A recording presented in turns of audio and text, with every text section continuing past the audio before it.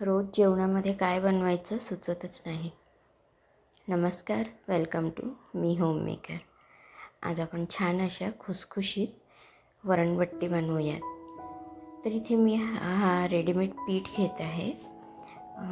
गहू आणि मका त्याचं पीठ असतो आणि रेडीमेड आहे, तर यामध्ये ओवा, जिरं आणि हळद आणि त्याचबरोबर मीठ पण टाकलेलं आहे. तर आपल्याला फक्त तेल आणि पाणी टाकून हा पीठ मिक्स करून घ्यायचा आहे. तर 1 किलोचा किंवा अर्धा किलोचा असा हा पॅकेट मिळतो. आम्ही भुसावळला गेलो होतो तेव्हा तिथून आणलं आहे. तर एवढा पीठ आता आमच्या चौघांकरता बस होणार आहे. यामध्ये आता मी थोडंसं तेल गरम करून टाकून घेते. तर तेलाऐवजी तूप पण गरम करून टाकलं तरी चालेल. तर मी तेल टाकलेलं आहे. आता छान मिक्स करून घेऊयात आणि तूप किंवा तेल गरम करून टाकलं तर अजून छान खुसखुशीत होतात. तुमच्याकडे जर हा बाट्याचं पीठ नसेल तर गहू आणि जाड रवा हे दोघं मिक्स करून त्याचे बनवायचे. अगदी असेच बनतात. तर हा पीठ मी आता आपण पुऱ्यांसाठी जसं पीठ मळतो तसं घट्ट पीठ मळून घ्यायचं.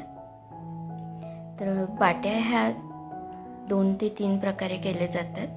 तर एक तर चुलीमध्ये टाकून डायरेक्ट तसं भाजलं जातं आणि दुसरं म्हणजे उकळून करतात आणि तिसरं वाफवून. तर आज मी झटपट करायची आहे म्हणून मग वाफवून करणार आहे. पीठ मळून झालेलं आहे. आता याच्यासोबत वांग्याची भाजी असते आणि पातळ डाळ असते. तर माझ्याकडे वांगे वगैरे नाही आहेत म्हणून मग फोडणीची डाळ करून घेत आहे. म्हणजे पातळ वरणच करेल पण मिरची वगैरे घालून. जर इथे माझ्याकडे वांगं राहिलं असतं तर मी यामध्येच डाळीतच टाकून घेतलं असतं. तसं पण छान लागते, कारण माझी मुलं वांग्याची भाजी त्यांना आवडत नाही. तर इथे डाळीमध्ये मी टोमॅटो, लसूण आणि कोथिंबीर टाकून घेतलं आहे. तर आत्ताच मी यामध्ये हळद, लाल तिखट घालून घेते. थोडंसं धणे पावडर पण टाकून घेऊयात. तर डाळ चांगली भिजू द्यायची 15-20 मिनटं अगोदर. अगदी छान शिजते आणि लवकर पण शिजते.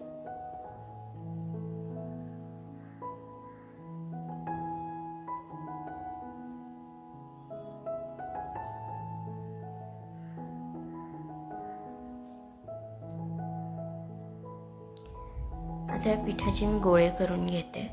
तर लाटून करणार आहे मी हे, म्हणजे छान असे पदर सुटतात तळल्यानंतर याला आणि मस्त कुस्करल्यानंतर छान अगदी बारीक होतं हे. तर तुम्हाला जर का उकळून करायचे असतील तर ह्या गोळ्यांना फक्त गरम पाण्यामध्ये टाकून घ्यायचं आणि उकळून घ्यायचं. कारण चुलीमध्ये तसं भाजून तेवढं म्हणजे टेस्ट तशी पण छान वाटते, पण उकळून किंवा तळलेले खूप छान वाटतात. तर मी तळूनच करणार आहे. आणि जे उकळून करतात त्याला पण थोडंसं वेळच लागतं. तर हे जे वाफवून करायचे आहे ते जरा लवकर बनतात, म्हणून मग मी आज लाटून आणि वाफवून बनवणार आहे. तर आपण चपात्या लाटतो तशी पोळी लाटून घ्यायची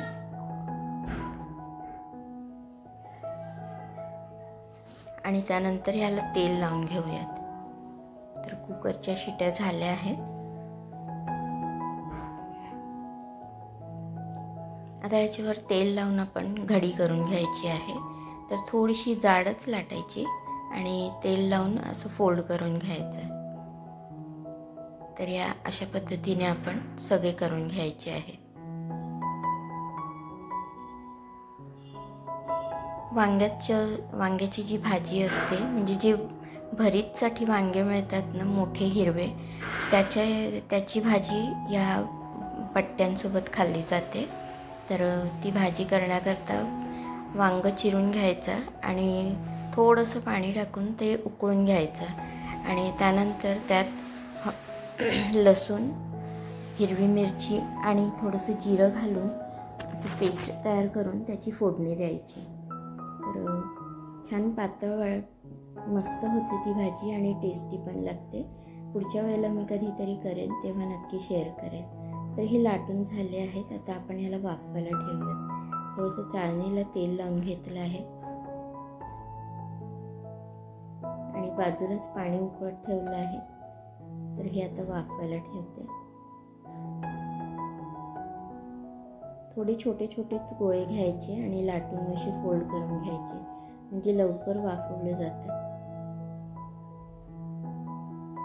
हे आता 15-20 मिनिटांकरता आपण वाफवून घेणार आहोत. तोपर्यंत कुकर इथे गार झालेला आहे. डाळीला फोडणी देऊन देऊया.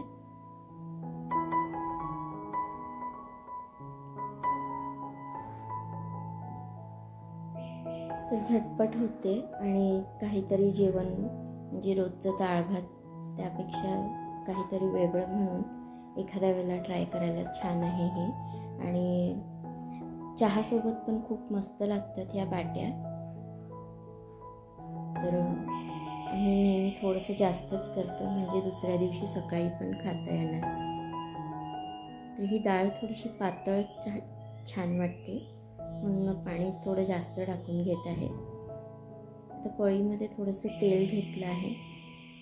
त्यात आपण हिंग, जिरं, मोहरी आणि जी फोडणीची मिरची असते, जे सांबारमध्ये वगैरे टाकलं जातं, त्या मिरच्या टाकून घेणार आहे आणि थोडंसं कढीपत्ता.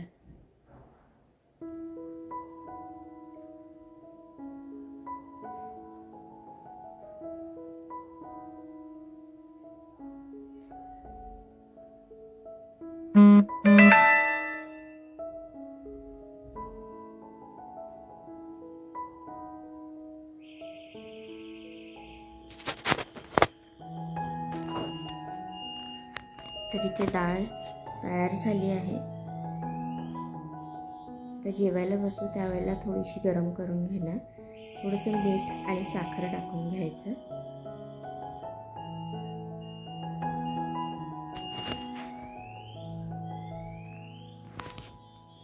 इथे हे छान वाफवले गेले आहेत. सुरी टाकून चेक करून घ्यायचं. सुरी अगदी स्वच्छ निघाली म्हणजे व्यवस्थित वाफवले गेले. तर ह्याला आता आपण थोडा वेळ गार करत ठेवूयात.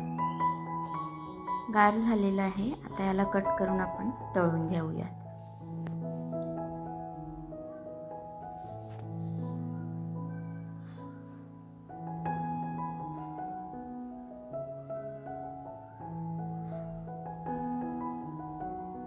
तर हे असं वाफवून फ्रीजमध्ये ठेवून घेतलं तरी पण 2 दिवस अगदी व्यवस्थित राहतं हे फ्रीजमध्ये पण. तर आयत्या वेळेला जेव्हा हवं असेल तेव्हा आपण काढून तळून खाता येतं. तर मीडियम फ्लेमवरच आपण हे तळून घेऊयात. अगदी छान गोल्डन कलर येईपर्यंत तळून घ्यायचं आहे.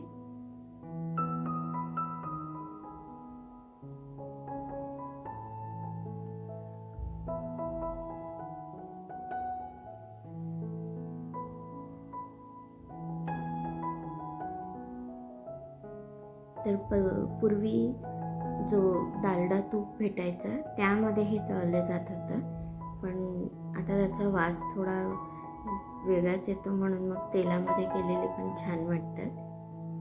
तर इथे बघा मस्त असे ह्याचे लेयर्स सुटलेले आहेत.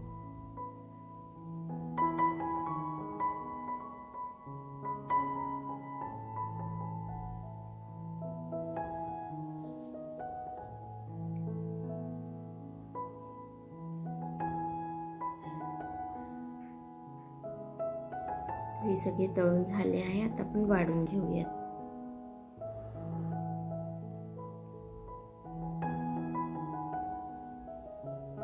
तर हाताने अगदी छान पटकन चुरता येतं हे.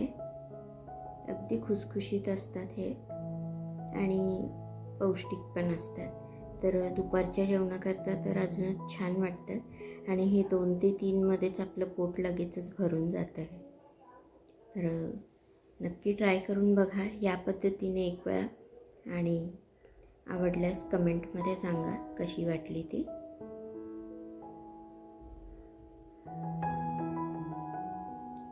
वरतून छान तूप टाकून रेडी आहे आपलं वरण बट्टी. भेटूया पुढच्या ब्लॉगमध्ये लवकरच. तोपर्यंत धन्यवाद.